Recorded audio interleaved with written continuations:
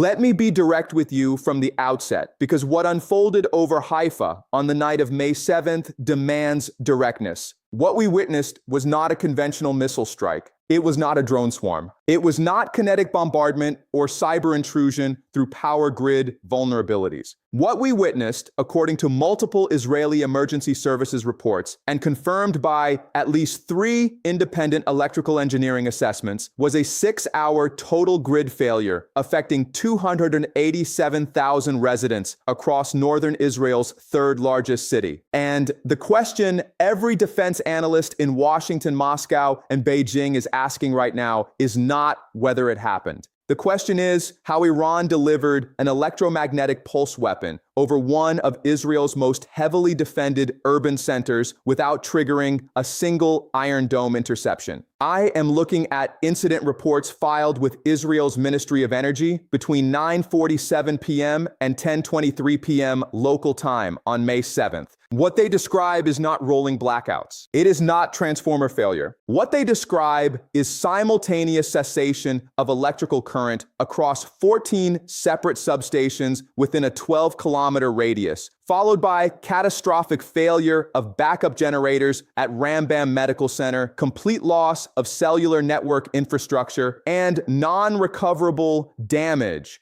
to an estimated 40,000 electronic devices, including vehicle engine control units, industrial SCADA systems, and hospital monitoring equipment.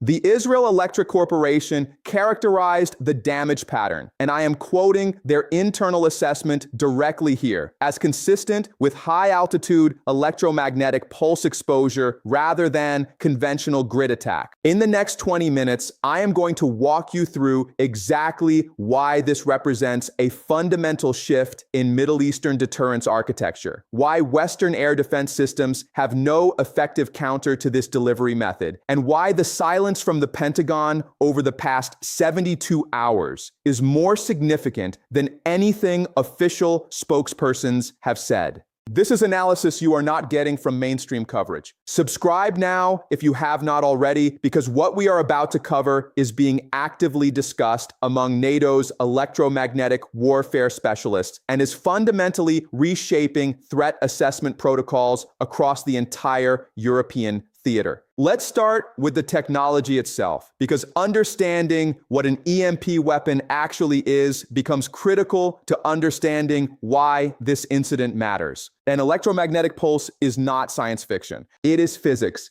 When a nuclear device detonates at high altitude, typically between 30 and 400 kilometers above Earth's surface, the gamma radiation interacts with atmospheric molecules to produce a massive electromagnetic field that propagates outward at the speed of light. This field induces electrical current surges in any conductive material within line of sight, overwhelming circuit protection systems and permanently damaging semiconductor electronics. The phenomenon was first documented during American high-altitude nuclear tests in 1962, specifically the Starfish Prime test over Johnston Atoll, which knocked out streetlights and telephone systems across Hawaii, 1,400 kilometers away from the detonation point. The military implications were understood immediately, but what has changed in the past 15 years is the miniaturization of the technology. You no longer need a strategic nuclear warhead to generate tactically useful electromagnetic effects. According to research published by the IEE Electromagnetic Compatibility Society and presented at their 2024 symposium in Singapore, Weintree Quincy, modern non-nuclear EMP weapons utilizing flux compression generators can produce localized electromagnetic fields sufficient to disable unhardened electronics within a 15-kilometer radius using a device weighing less than 500 kilograms. To put that in perspective, that is well within the payload capacity of Iran's Shahed 136 loitering munition, which has a documented range exceeding 2,000 kilometers and has been employed extensively in the Ukraine conflict with demonstrated ability to evade radar detection through low-altitude flight profiles. Iran's electromagnetic weapons program is not speculative. It is documented. Dr. Hassan Abbasi, a strategic analyst with Iran's Islamic Revolutionary Guard Corps who has published extensively on asymmetric warfare doctrine, stated in a 2019 lecture at the Islamic Azad University that electromagnetic attack capabilities represent, and I am quoting him directly here, the most cost-effective method of neutralizing American power projection without triggering nuclear escalation. The Iranian Defense Ministry confirmed in March 2023 that it had successfully tested what it described as electronic warfare systems capable of disabling guided munitions and communication networks. Defense Security Asia reported in January 2024 that Iran had acquired flux compression generator technology, likely through North Korean intermediaries, and had integrated it into deliverable platforms. Subscribe if you are watching this and realizing you are not getting this level of technical analysis anywhere else. Now, let's talk about what actually happened over Haifa on May 7th, because the timeline reveals something Western air defense networks are fundamentally unprepared to counter. Announcement number one, the delivery system. And this one matters more than anything else because it exposes a critical vulnerability in the entire Iron Dome architecture. According to flight tracking data compiled by multiple open source intelligence analysts and corroborated by civilian air traffic control recordings, no aerial objects were detected on Israeli radar between 9:30 p.m. and 9:50 p.m. within 50 kilometers of Haifa. That absence is the entire story. Iron Dome is designed to intercept ballistic trajectories, objects traveling at predictable velocities on parabolic flight paths. What it cannot effectively engage are low observable platforms traveling at subsonic speeds below 500 meters altitude, particularly when those platforms employ terrain masking flight profiles over the Mediterranean approach corridor. The Shahed 136, which Israeli forces have intercepted in previous incidents, has a radar cross-section comparable to a large bird when approaching from certain angles. It uses a small piston engine rather than a jet turbine, producing minimal thermal signature. It flies at approximately 185 kilometers per hour, which is below the velocity threshold that many radar filters use to distinguish aircraft from weather patterns. And critically, if the warhead is a flux compression EMP device rather than a conventional explosive, there is no need for precision terminal guidance. The weapon simply needs to detonate at altitude over the general target area.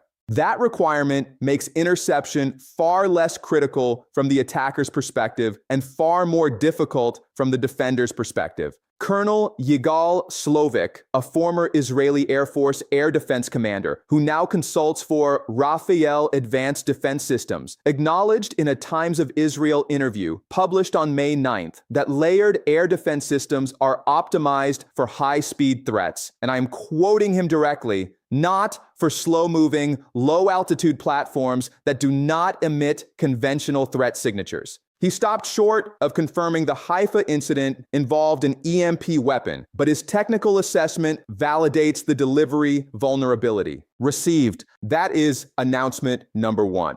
Announcement number two, the damage pattern. This is the part the Israeli government has confirmed through multiple ministry statements, even as the cause remains officially under investigation. The Ministry of Energy reported that 14 substations experienced simultaneous protective relay activation at 9:47 p.m., followed by complete system shutdown. That simultaneity is the critical detail. Conventional sabotage, even sophisticated cyber intrusion, produces cascading failures with measurable propagation delays as systems attempt to reroute and rebalance load. What happened in Haifa was instantaneous across geographically separated nodes, which is consistent with electromagnetic exposure rather than network-based attack. The Israeli electrical grid, like most modern power infrastructure, employs SCADA supervisory control systems that are theoretically air-gapped from external networks. But SCADA systems are not hardened against electromagnetic attack.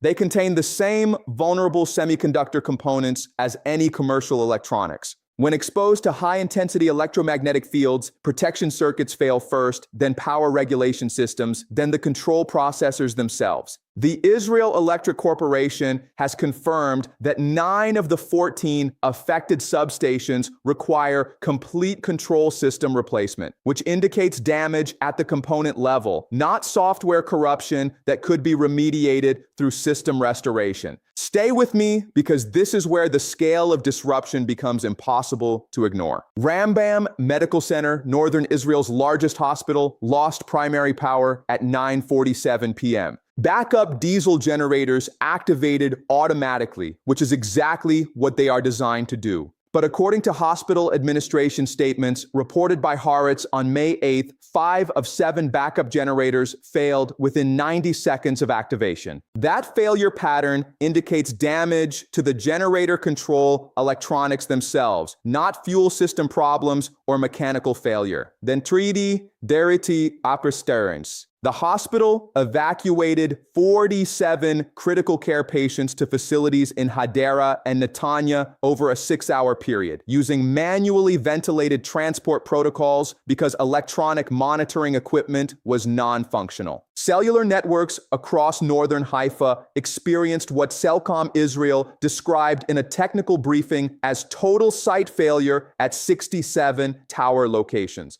That is not spectrum interference, which would disrupt signal but leave infrastructure intact. That is hardware damage. The electromagnetic hardening requirements for cellular base stations are minimal because telecommunications regulators do not anticipate exposure to weapons-grade EMP. When the equipment failed, it required physical replacement of radio units, power amplifiers, and baseband processors. Cellcom estimated full service restoration would require 72 to 96 hours, which is consistent with component level damage rather than configuration or software issues. And here is the detail that should concern every defense planner examining this incident. An estimated 40,000 vehicles within the affected radius experienced engine control unit failure. Modern automobiles use microprocessor-based engine management systems that are completely vulnerable to electromagnetic attack.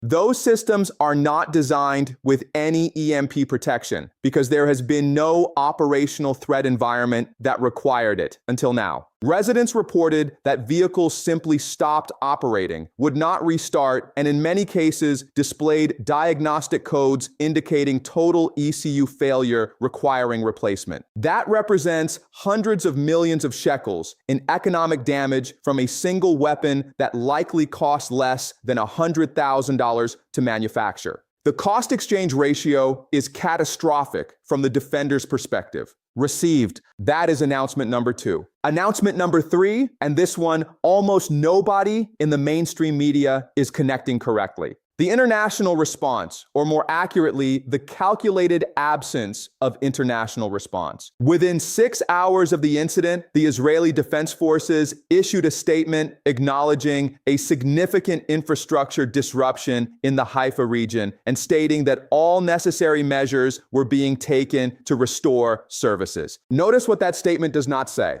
It does not attribute the incident to any external actor. It does not characterize it as an attack. It does not invoke Article 51 of the UN Charter regarding the right to self-defense in response to armed attack. That omission is deliberate and it is revealing. If Israel publicly confirms that Iran successfully delivered an EMP weapon over a major city, several consequences follow automatically. First, it demonstrates a capability gap in Israeli air defense that undermines deterrence credibility across the entire region. Second, it potentially triggers mutual defense obligations under existing security frameworks, pulling the United States into a direct confrontation with Iran at a time when the Biden administration is actively pursuing de-escalation. And third, it establishes a precedent that EMP weapons are operationally viable in regional conflict, which invites proliferation and repeat employment. So instead, the incident is being characterized as an infrastructure failure under investigation.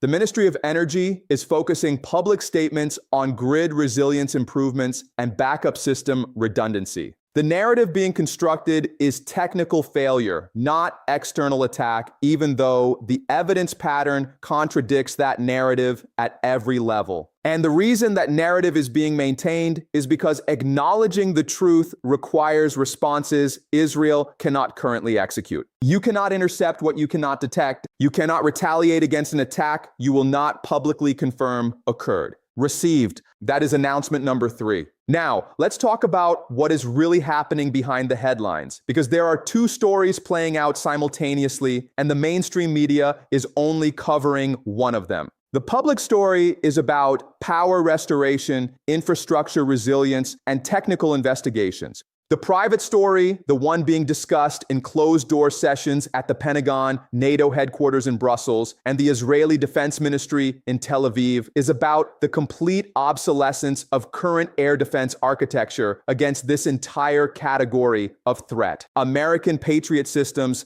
THAAD, interceptors, Iron Dome batteries, every billion-dollar platform the West has deployed for integrated air and missile defense is optimized for a threat model that assumed the enemy would use expensive, detectable, fast-moving platforms to deliver warheads against hardened targets. That assumption is now operationally invalid. When the adversary can deliver strategic effects using platforms that cost less than a luxury automobile, fly below radar coverage, and require no terminal guidance precision, the entire cost-benefit calculation underlying modern military procurement collapses. Think carefully about what this represents. When a regional power can disable a major city's critical infrastructure using weapons that cost less to manufacture than a single interceptor missile costs to fire. Daartse actual ensterpe. That is not asymmetric warfare. That is asymmetric checkmate. And the response options available to the targeted nation are remarkably constrained. Israel cannot launch conventional strikes against Iranian EMP production facilities without triggering broader regional conflict.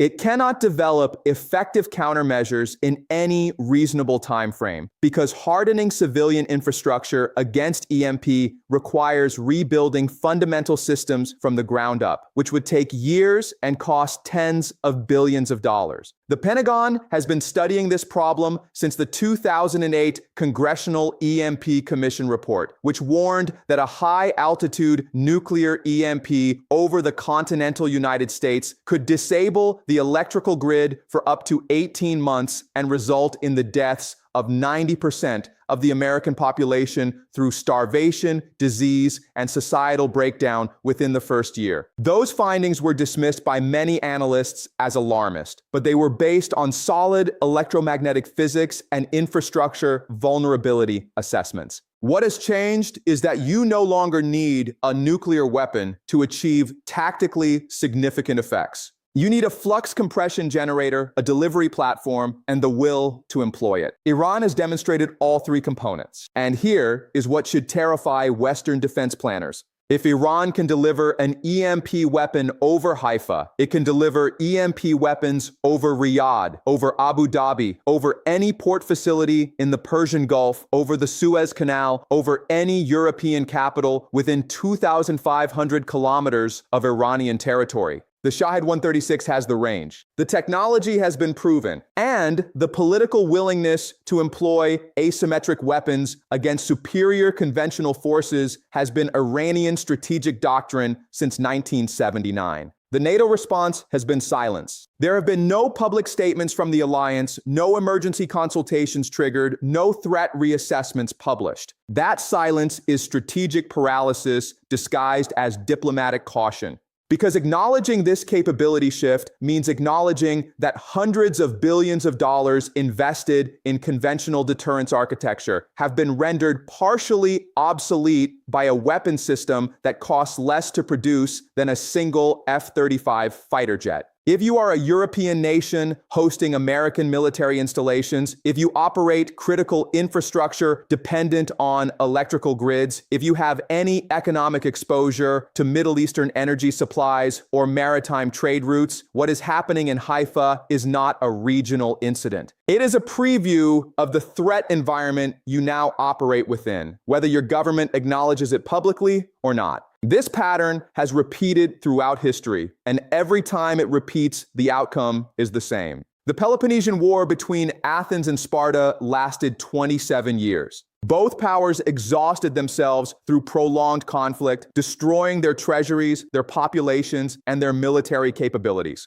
And who won? Neither Athens nor Sparta. The winner was Macedon, which had stayed largely neutral during the conflict, preserved its resources, and then swept in to dominate the entire Greek world once the great powers had bled themselves into irrelevance. The United States and Iran are not fighting a hot war, but they are locked in a sustained confrontation that is draining American resources, degrading deterrence credibility, and forcing defense budget allocations into systems that may not address the emerging threat environment. And who is winning from that dynamic? Not Washington, not Tehran. It starts in the winner is any power that is studying these developments, learning the lessons, and positioning itself to operate in a world where electromagnetic weapons have invalidated conventional military superiority. That power is China, which has published more research on non-nuclear EMP technology than any other nation, and which has been quietly cultivating relationships across the Middle East while America and Iran exhaust themselves. The parallel is not exact, but the strategic dynamic is identical. Two rivals